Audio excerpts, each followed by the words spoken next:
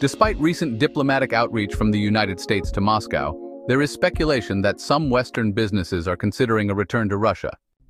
Russian officials, including President Vladimir Putin, have made it clear that any re-entry to the market would come with strict conditions. Putin warned that foreign businesses would not be allowed to repurchase their Russian assets at the low prices they sold them for, nor would they receive preferential treatment.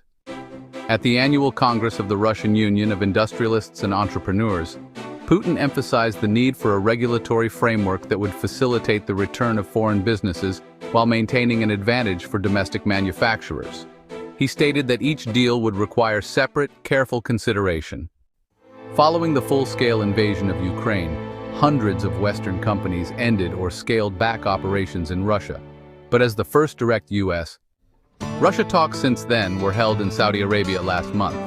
Russian media reports claimed that Western firms were eager to re-enter the Russian market as geopolitical tensions potentially ease.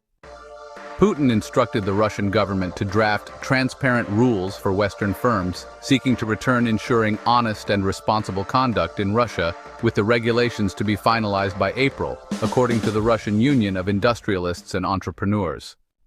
According to Kirill Dmitriev, Putin's special envoy for international economic and investment cooperation, U.S. companies will be required to form joint ventures with Russian businesses that have taken over their market share, while First Deputy Prime Minister Denis Manturov stated that Russian beneficiaries would need to retain control over these ventures and the technologies involved.